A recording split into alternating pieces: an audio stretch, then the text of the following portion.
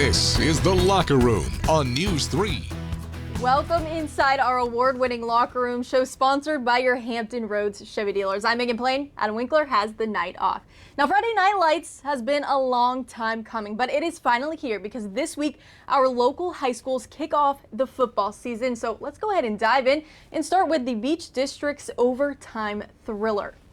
At the Virginia Beach Sportsplex, the Salem Sun Devils, who went undefeated in district play last season, look to keep their streak going against Princess Anne. All tied up at 6 in the fourth quarter. Ryan Hill hits Tyshawn Chapman on a beautiful throw and beautiful catch, but they don't end up scoring on this drive. So we're going to be tied at the end of regulation and go into overtime. Now, PA gets the first possession. TD is going to be called back for a penalty. They'll try for a field goal, but it's blocked in the ball. It'll start bouncing around. Jawan Johnson, he's going to be the one to pick it up and end that possession. You just saw him do that, which leads to this play right here. Saquon Miles takes it himself for the game-winning touchdown, and the Sun Devils win this thing 12-6 in overtime. At KELLAM, the Knights host district rival Ocean Lakes. With 1:25 left in the first quarter, the Dolphins have a 6-0 lead, but look out for Jarrell Harrison. Not only does he come up with that big hit, he comes up with the forced fumble as well. He'll take it to the house for KELLAM's first score of the day, followed by the extra point that gives the Knights a 7-6 lead. Now with 9:55 left in the second quarter, Ocean Lakes has the ball. Quarterback Josh Brown finds Logan Istri in between two defenders, and look at him drag them with him into the end zone. The Dolphins take the lead and go on to win this 18-9. At Bayside, the Marlins host First Colonial. In the first quarter, Tyjon Reese sweeps to the left. He has an opening and takes it himself to put Bayside ahead 12-0 early on in this one. Still in the first quarter, we'll see Logan Stein hand it off to Daquan Smith, who trucks past defenders and leaves them in the mud while he takes it in for the TD. First Colonial now trails 14-6. Second quarter now, Reese hits Aaron Williams, who will blow by defenders and take it all the way to the end zone, making this a 21-6 game, and Bayside wins this thing a whopping 46-6. At Lansdowne versus TALLWOod, this game remains scoreless up until the fourth quarter.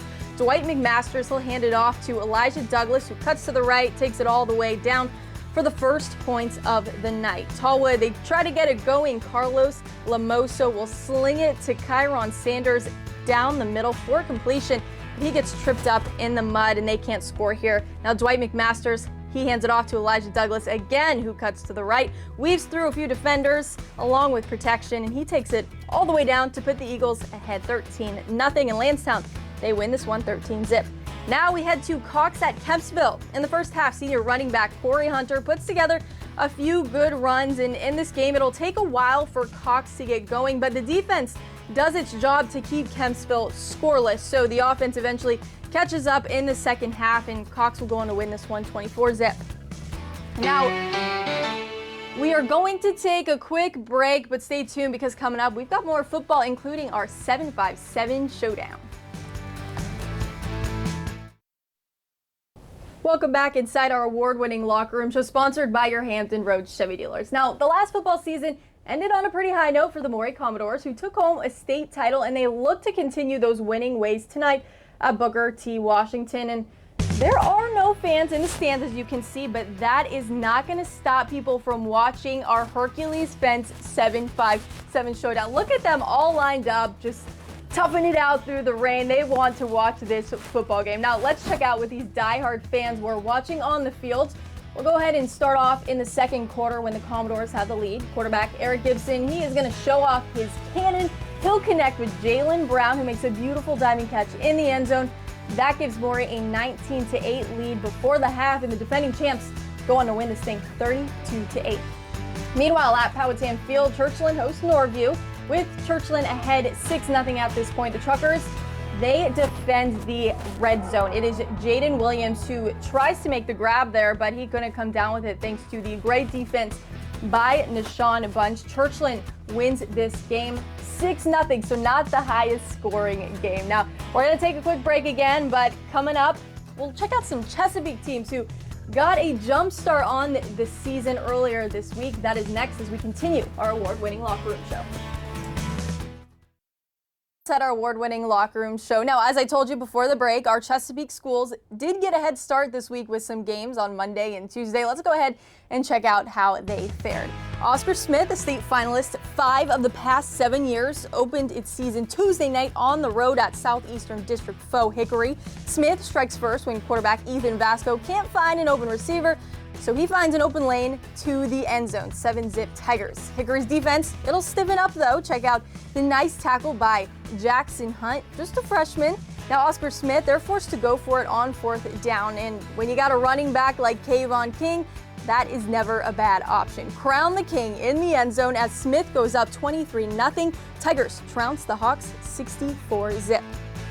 Meanwhile, elsewhere in the Southeastern District, GRASSFIELD is paying a visit to Deep Creek on Monday night. Early on, the Grizzlies, wearing white, are flying around on defense. Number 99, Jacob Shanker, bottles up the run all game. But Deep Creek has much better success through the air. First quarter, quarterback Anthony Barnes with the haul. Lamont Wilson, he'll make the catch. 46-yard touchdown connection gives the Hornets a 7-zip lead. Later in the first quarter, Barnes to Josh Jack, and there was no jacking around here. He goes all the way to the end zone. Deep Creek wins its season opener 14-6 over GRASSFIELD.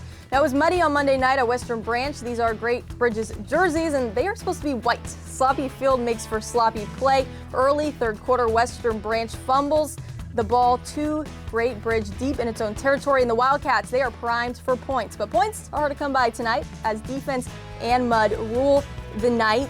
Great Bridge wins it on a late field goal. Final score 3-0. So, man, it is wonderful having football back. Not the fall. It took a while, but it's finally back. We'll have more for it next week. But that'll do it for this edition of the Locker Room Show. From me and everyone behind the scenes who helped make this happen, you have a good rest of your night. Here's Patrick with a final check of the forecast.